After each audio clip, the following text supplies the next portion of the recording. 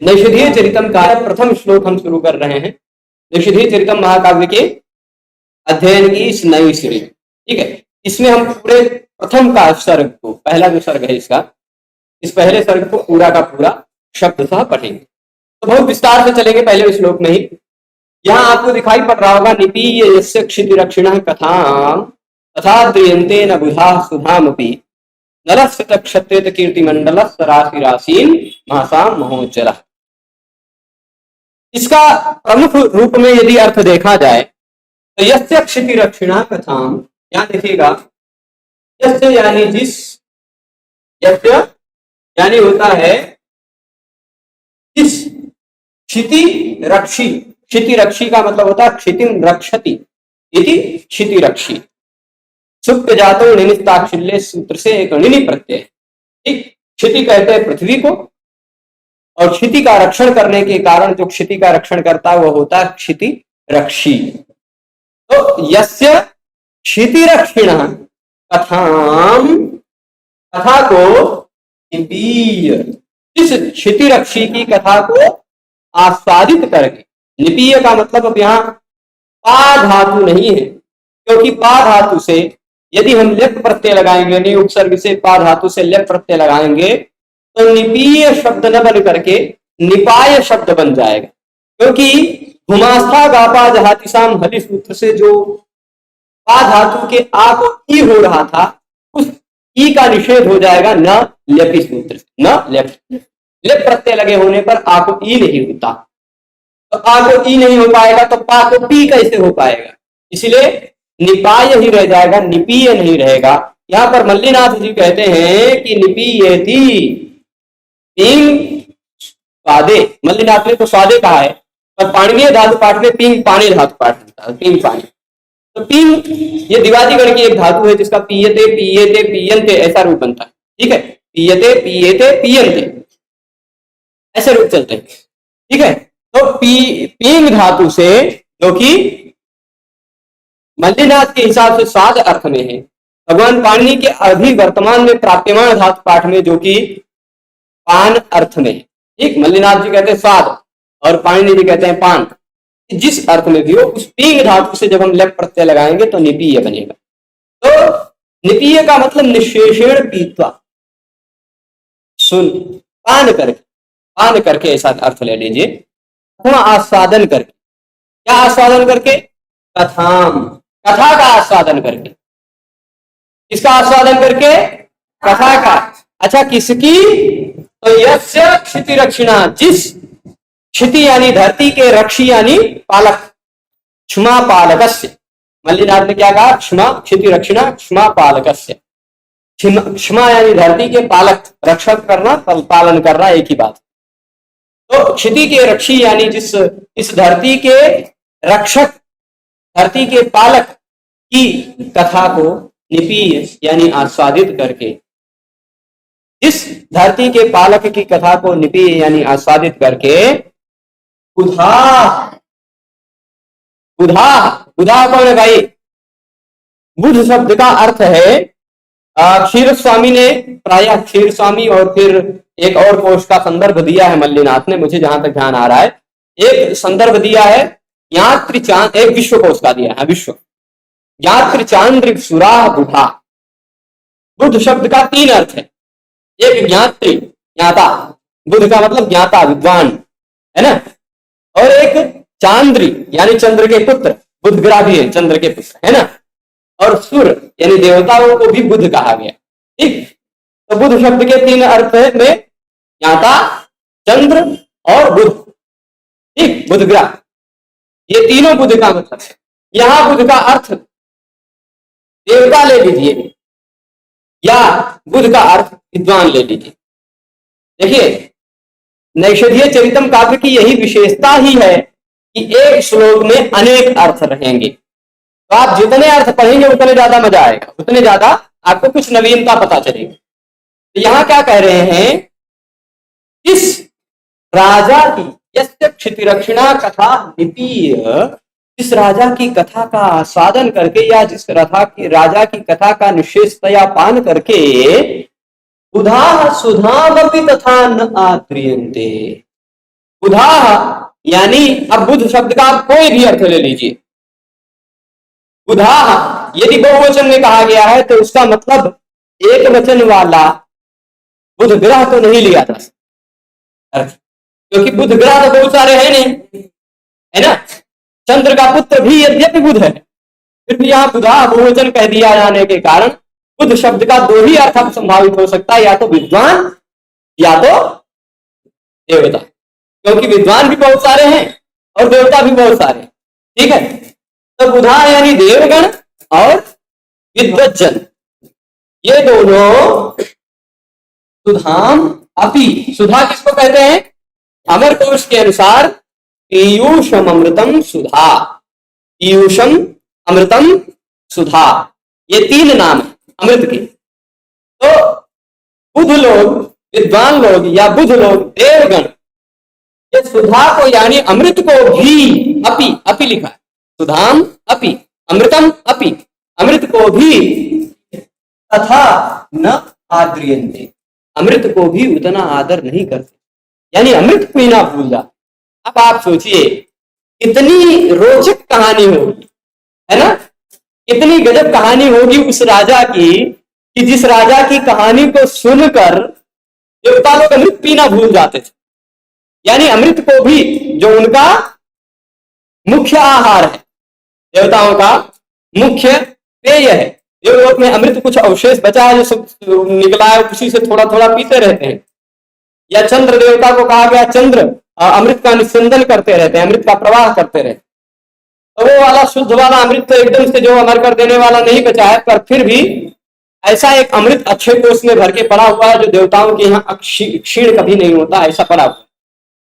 तो अब एक प्रश्न आपके मन में यह उठ रहा होगा, चलिए देवता का परक अर्थ लेते हैं हम, यदि कि देवता लोग अमृत का आदर नहीं करते तो मान सकते हैं, पर विद्वानों को तो अमृत पीने को मिलता नहीं है, वो भला क्या जाने अमृत का स्वाद, वो भला क्या जाने अमृत का स्वाद, उनको अमृत कहाँ मिला होगा, तो वो अमृत में क्या आदर करेंगे। तो यह तात्पर्य है कि विद्वान लोग जब यह धरती को छोड़ के स्वर्ग में जाते हैं तो उनको भी अमृत पान का आस्वाद मिलता है, और उन्होंने, विद्वान लोगों ने, हो सकता है अपने पिछले जन्म, इस जन्म से पहले भी स्वर्ग में रह के अमृत पान करके ही आए, तो उसके स्वाद का अनुभव हो, और विद्वान है, जानकार है, पढ़ लिख रखा है, तो हो सकता है अमृत के स्वाद के बारे में पढ़ भी लिया हो, संभव है ना, बहुत तरह की संभावनाएं मानी जा सकती।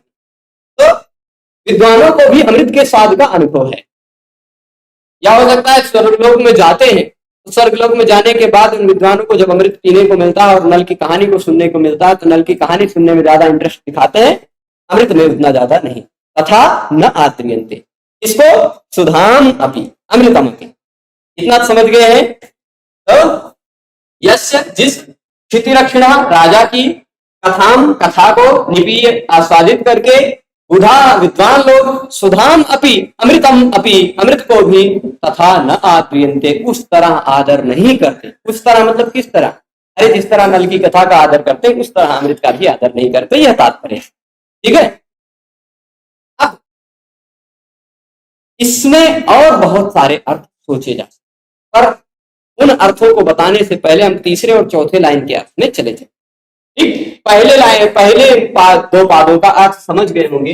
निपीय मतलब पूर्णतया, निशेषतया आस्वादित करके, यज्ञ यानी जिसकी, क्षितिरक्षी यानी राजा की, कथा, कथा यानी उस तरह, आद्रियन्ते आदर करते हैं, और न नहीं आदर करते, बुधा विद्वान लोग या देवता लोग, सुधाम अपि, अमृत को भी। ये इतना समझ गए, ठीक है। अब वैसा नल, वैसा नल नाम का एक राजा था, ठीक, वैसा नल नाम का एक राजा था। अच्छा कैसा था? तो चिता छत्रित कीर्ति मंडल, चिता छत्रित कीर्ति मंडल का मतलब क्या होता है भाई? तो सित मतलब होता है सफेद, छत्रित मतलब छत्ता, देखते हैं ना छाता, छाता कैसे होता है? मंडलाकार का होता है, जैसे आकाश, आकाश आप देखते हैं, दूर देखते तो जैसे लगता है क्षितिज पर आकर जमीन पर छू गया है, ऐसे छाता भी बीच में ऊंचा होता है, साइड साइड से, चारों तरफ से वैसे होता है। तो राजा नल की कीर्ति मंडल, कीर्ति मंडल यानी कीर्ति का घेराव भी, जैसे आकाश मंडल है, वैसे राजा नल की कीर्ति का मंडल भी शीतत छत्रित था। शीतत छत्रित मतलब सफेद छाते की तरह, सफेद कीर्ति थी, बेदाग कीर्ति थी, ऐसा भी कह सकते हैं। अथवा यहां लिखिएगा शीतत छत्रितम, या शीतत छत्रित शब्द वैसे ठीक से बनेगा नहीं, क्योंकि छत्र शब्द छाता है ना, छत्र शब्द छाता अर्थ में है, उसमें क्ता प्रत्यय कैसे लगाएंगे, क्योंकि धातु तो है नहीं छत्र, छत्र तो अता एक शब्द है, कृदंत पद है, उससे क्ता प्रत्यय फिर से कैसे लगाएंगे। तो तात्पर्य है तत्करोति तदा चष्टे, एक ऐसा गण सूत्र है, उस गण सूत्र से शीतत छत्रम इव करोति अथवा शीतत छत्रम आचष्टे इति शीतत छत्रयति, ऐसा रूप बनेगा। ऋच प्रत्यय लग जाएगा, शीतत छत्र शब्द से भी ऋच प्रत्यय लग जाएगा, और ऋच प्रत्यय लगने के कारण फिर से वो शीतत छत्र धातु बन जाए। अथवा एक और भी उपाय है, यदि आप YouTube पर खोजेंगे तो नाम धातु प्रकरण का वीडियो शायद मिल जाए, नहीं मिलेगा तो टेलीग्राम पर खोजेंगे, टेलीग्राम पर जरूर मिल जाएगा, जो हमने अनअकैडमी पर पढ़ा रखा वहां का लिंक मिल जाएगा। तो वहां पर हमने नाम धातु प्रकरण में क्विप प्रत्यय के बारे में बताया है। सर्व प्रातिपदिकेभ्य आचार्य क्विप वाच्य, सभी प्रातिपदिकों से आचार अर्थ में क्विप प्रत्यय होता है। तो शीतत छत्रम इव आचरति इति शीतत छत्रति, ऐसा रूप बनेगा। शीतत छत्रति, शीतत छत्रतः, शीतत छत्रंति, ऐसा भी रूप बनता है। अरुण शब्द का भी अरुणति, अरुणतः, अरुणंति, अरुणसी, अरुणथा, अरुणथ, ऐसा भी रूप बना सकते हैं। ठीक है, तो शीतत छत्रति ऐसा रूप बना लेंगे क्विप प्रत्यय, शीतत छत्र की तरह आचरण कर दिया किसने, कीर्ति के मंडल में। उसकी कीर्ति का मंडल, उसकी कीर्ति का फैलाव इतना ज्यादा था, इतना ज्यादा उसकी कीर्ति थी कि जैसे मानो पूरे ब्रह्मांड पर सफेद छाता की तरह फैला। शीतत छत्रित, शीत मतलब सफेद, छत्रित मतलब छाते की तरह कर दिया है। किसको कर दिया है, कीर्ति के मंडल को, जिसने, ऐसा वह राजा था, सह, ऐसा वह सह नलः आसीत। ठीक, अच्छा वह राशि ही आसीत, राशि ही आसीत मतलब वो राशि था, किसका राशि था, महसाम राशि ही आसीत। महसाम राशि, मह कहते हैं तेज, ठीक, मह मतलब तेज, तेजसाम राशि ही आसीत, वह तेज की राशि थी, प्रभा पुंज की राशि, मतलब सूर्य, इतना ज्यादा इसमें वर्णन किया। अभी आगे जब पढ़ेंगे तो सूर्य और चंद्र को फीका बता दिया नल के सामने। सूर्य और चंद्र अदोजस्थिता विमो पृथेति चित्रे कुरुते यदा यदा तनोति भानो परिवेश कैतवात तदा विधि कुंडलनाम विधोरपि। ये श्लोक जब आप पढ़ेंगे लगभग 16 नंबर 15-16 नंबर के आसपास मिलेगा ये श्लोक, तो वहां पर बताया गया। तो ये समझ लीजिए कि वह महासाम अत्यंत तेजस्वी राजा था, महासाम राशि आसीत। देखिए, महासाम तेजसाम राशि समूह, तेज का समूह, तेज का पुंज, आसीत, आसीत में ता है, ता को तुरंत बाद में मां होने के कारण यरोनुनासिके, नुनासिको वासूत्र से अनुनासिक। ठीक है, आसीत महासाम, आसीन महासाम, संधि होने के कारण, ठीक, पर मूल रूप में आसीत।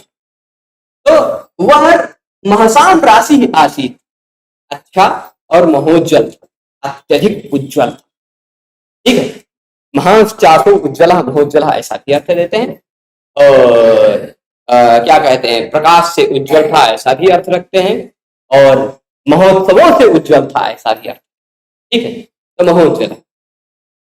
अब इसके बाद आ जाते हैं कुछ और अर्थों में। ये तो हो गई सामान्य रूप में राजा नल की कथा स्वर्गलोक में भी प्रचलित थी, ऐसा इस अर्थ से प्रतीत होता है। अब क्या सच में राजा नल की कथा इतनी ज्यादा फेमस थी कि देवता लोग भी सुना करते थे? कि वास्तविकता यही है, क्योंकि राजा नल का जब दमयंती के साथ विवाह होना था तो नल भी इतने सुंदर थे, दमयंती भी इतनी सुंदर थी कि दोनों एक दूसरे के साथ ही विवाह करना चाहते थे। देवताओं ने भी चाहा कि हम दमयंती से विवाह कर लें, कुछ देवताओं ने, और जब उनको गुप्त रहस्य पता चला कि ये तो नल से ही विवाह करने वाली है, तो वो सभी लोग नल का ही वेश बनाकर, अब सोचिए, नल का ही चार देवता नल का वेश बनाकर आ गए। साधारण बात नहीं है, उनमें से इंद्र भी थे। ठीक है। तो ये ऐसे असाधारण असाधारण राजा नल थे और उनकी कहानी भी बहुत गजब है। अब एक बात और, अब क्षिति रक्षिणा को हम दूसरे तरह से तोड़ते हैं। ठीक, क्षिति रक्षिणा को दूसरे तरह से तोड़ते हैं और एक दूसरा नया अर्थ निकाल कर लाते हैं। बाकी पूरा अर्थ वही का वही रहेगा, खाली ये जो है ना क्षिति रक्षिणा, जो ना क्षिति रक्षिणा जब दूसरा विग्रह हो जाएगा, इसको तोड़िएगा, क्षिति ही अक्षिणा, क्षिति ही अक्षिणा, ऐसा तोड़ा जा सकता है कि नहीं?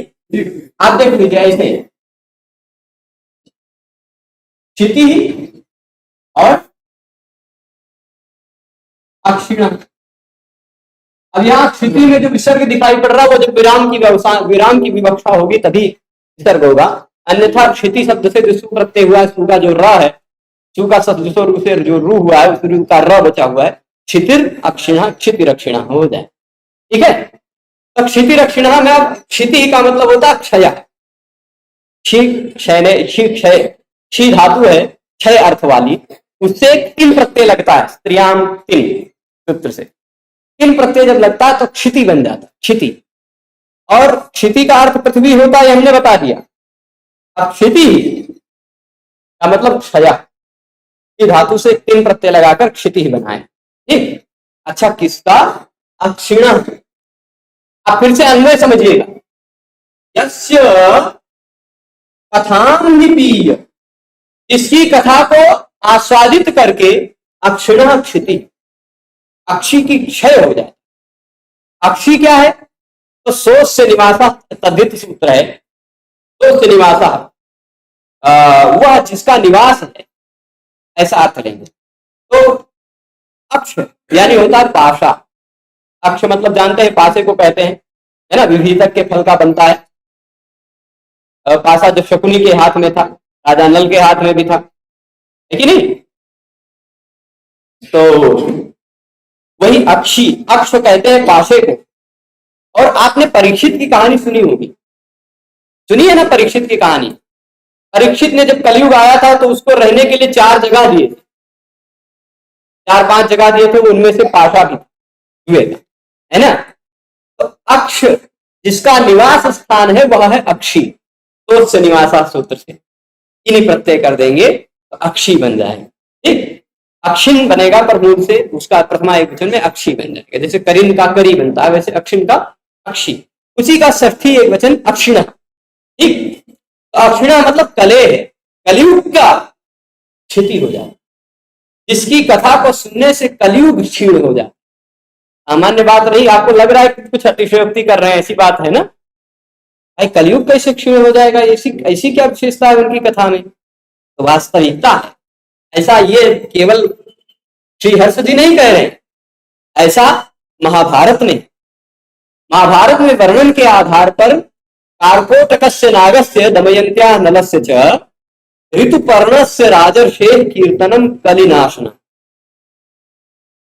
कार्कोटक, नाग, दमयंती, नल और राजर्षि ऋतुपर्ण से भरी हुई जो कहानी है, नलोपाख्यान है, नल की जो कहानी है, उस कहानी को सुन लेने से कलयुग का नाश, कलयुग का प्रभाव समाप्त। ये ऐसे हवा में बात नहीं की जा रही, महाभारत के प्रमाण के आधार पर बात कही जा रही। तो ये अर्थ भी समझ गए होंगे, यस्य जिसकी कथा को आस्वादित करने के बाद अक्षिणा क्षिति, अक्षिणा यानी कलियुग, अक्ष जिसका निवास स्थान है वह अक्षी, ऐसे अक्षी यानी कली का, क्षिति यानी क्षय हो जाता जिसकी कथा को सुनने के बाद। बाकी सब कुछ वैसे रह दीजिएगा। और बुधा सुधा तथा न आदृयते, कुछ लोग विद्वान लोग या देवतागण सुधा को उसी तरह भी आदरित नहीं करते। ठीक है, ये भी हो जाएगा। अब एक और भी अर्थ लेते हैं, क्षिति, क्षिति का रक्षक शेष तक्षक आदि नाग भी कहे। क्षिति रक्षंती, क्षिति रक्षणा, अपने फण पर धारण करके शेष जी ने भी क्षिति का रक्षण किया, ऐसे भी मानते हैं। तो शेष तक्षकादयो नागा क्षिति रक्षण। ठीक, तो वो ही यस्य कथाम निपीय। अब क्षितिरक्षिणा का अर्थ, ये क्षितिरक्षिणा बहुवचन हो गया प्रथमा का, एक। अब क्षितिरक्षिणा प्रथमा षष्ठी एक वचन नहीं रहा, प्रथमा एक वचन में भी तो क्षितिरक्षिणा बनेगा ना। तो यस्य कथाम निपीय क्षितिरक्षिणः, क्षितिरक्षिणः यानी क्षिति को जो रक्षण करते हैं ऐसे देश रक्षक इत्यादि नाग भी, तथा सुधाम अपि न आद्रियन्ते, अमृत को भी उस तरह आदर नहीं करते। ठीक है, सुधाम अपि तथा न आद्रियन्ते, यानी अब देखिए सुधा जो है ना, अमृत है, वो सर्पों का भोजन माना जाता है। गर्भ प्यार से भरे पड़े हैं तो वो अमृत से ही संतुष्ट होते हैं। अमृत के लिए ही तो कद्रू में और वीरता में दासत्व की कहानी आ गई थी। अमृत को ही लेके आने के लिए अपनी माता वीरता को दासित्व से मुक्त कराने के लिए गरुड़ इंद्र से भी बचकर झगड़ कर अमृत छीन कर ले आए थे, नागों को दे दिए थे नाग लोग। तो वो नागों का प्रिय भोजन है, उस पर भी आदर नहीं करते। राजा नल की कथा को सुनने के बाद इतने से पता क्या चल रहा है, एक अर्थ से पता चला कि राजा नल की कथा देवलोक में भी प्रचलित थी, देवतागण आदर नहीं करते थे। एक अर्थ ये पता चल रहा है कि भूलोक में प्रचलित थी, विद्वान लोग भी उसका आदर नहीं करते थे। तीसरा अर्थ निकला पाताल लोक में भी प्रचलित थी, नाग लोग भी उसका आदर नहीं करते थे। यानी त्रिलोक व्यापित तो इसकी कथा का ऐसे सिद्ध हो गया, सिद्ध हो गया ना। तो अब इसके बाद तथा क्रियन्ते न बुधा सुधाम भी, आगे सभी के सभी अर्थ वही है। एक अर्थ जो नारायणी व्याख्याकार ने बहुत गजब कल्पना की है, वो जो लोग अजंत पुल्लिंग पढ़े होंगे, विश्वपाह शब्द, विश्वपाह शब्द पढ़ा है, क्लेश कैसे निकलता है आप सोचिएगा कि श्लेष के एक एक शब्द से कैसे कई कई अर्थ निकाले जा सकते। विश्वपाह एक शब्द है ना, उसका रूप देखा, विश्वपाह, विश्वपो, विश्वपाह, विश्वपाम, विश्वपो, विश्वपाह, विश्वपाह, विश्वपाभ्याम, विश्वपा भी है, ऐसे सब रूप चलता है ना। उसका सप्तमी एक वचन रूप देखिएगा, विश्वपी है ना, विश्वपी। अब चलिए उसी तरह का एक शब्द आप ले लीजिए, सुधामक। सुधामक, ये सुधाम धन अपि है, पर पृष्ठु शोभनम आम कांतिम, आम का अर्थ कांति भी होती है, तेज भी होता है, पराक्रम भी होता है, ओज भी होता है। धाम के कई अर्थ हैं, है ना। जैसे ये बहुत जगह धाम शब्द का प्रयोग है। संजीवयत अखिल शक्तिधर स्वधामना, ध्रुव स्तुति में ध्रुव ने कहा है, योऽन्तः प्रविश्य मम वाचमिमां प्रसुप्तां संजीवयत अखिल शक्तिधर स्वधामना। वहां धाम का अर्थ अपनी कांति से, अपने तेज से।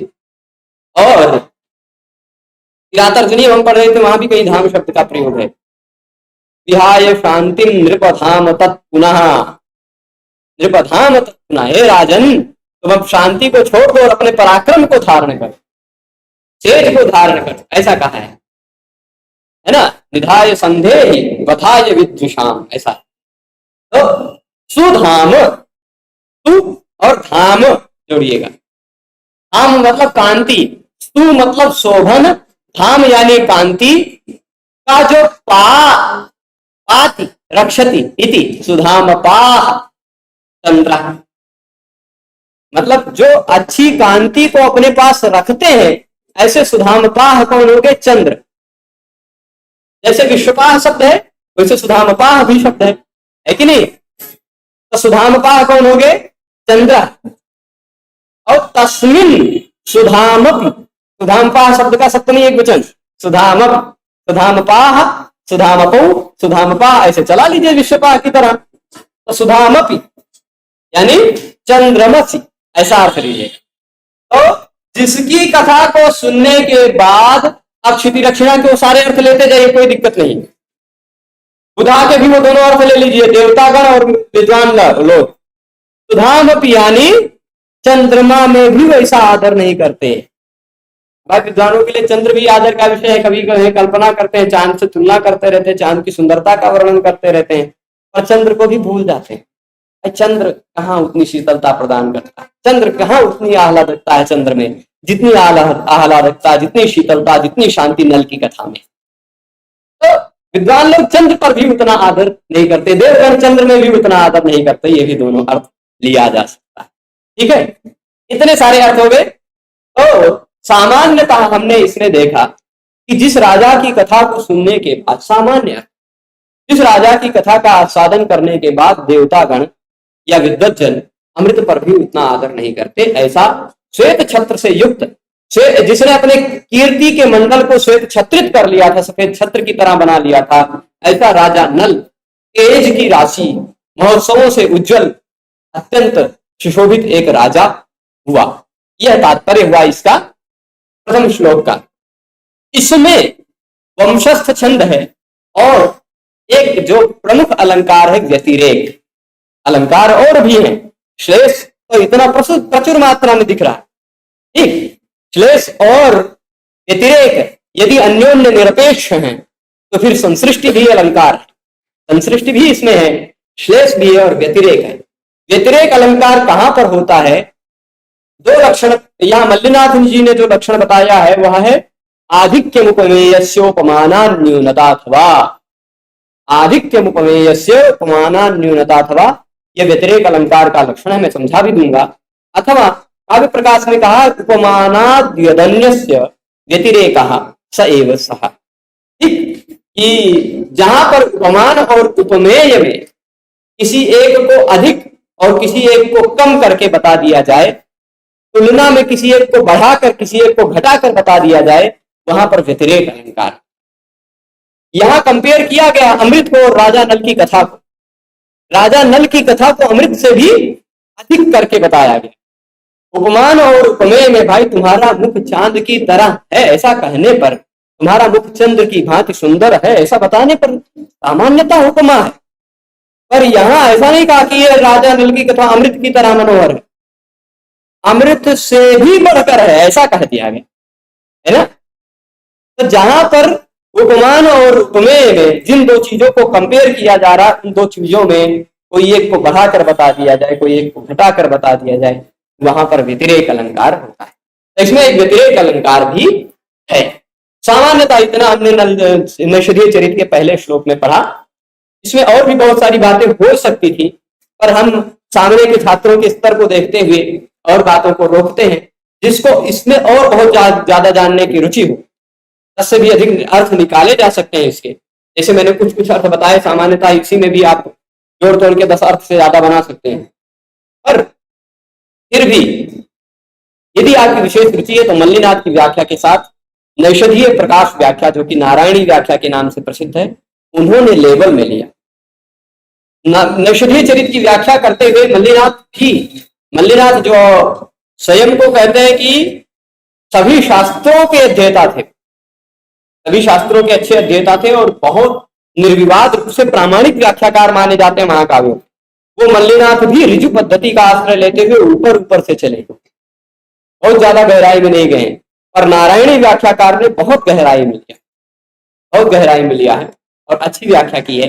यदि आप उसके साथ पढ़ते हैं तो अच्छी व्युत्पत्ति हो सकती है, अच्छी जानकारी प्राप्त हो सकती है। यही रोकते हैं, अगले अध्याय के दिन में हम इसी से संबद्ध एक और श्लोक है, रसै कथा यस्य सुधावधीरणी नरस्स पूजा निरभूत गुणात्मतः वर्ण दंडैक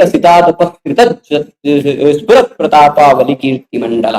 वहां पर भी वो वाला श्लोक पढ़ेंगे, संभवतः 2 श्लोक पढ़ लेंगे। आज अभी अंधेरा होने लगा है तो अभी आज यहीं रोकते हैं। सभी लोग पूरे व्याख्यान में जुड़े रहे, उसके लिए सभी को बहुत बहुत धन्यवाद। नमो नमः।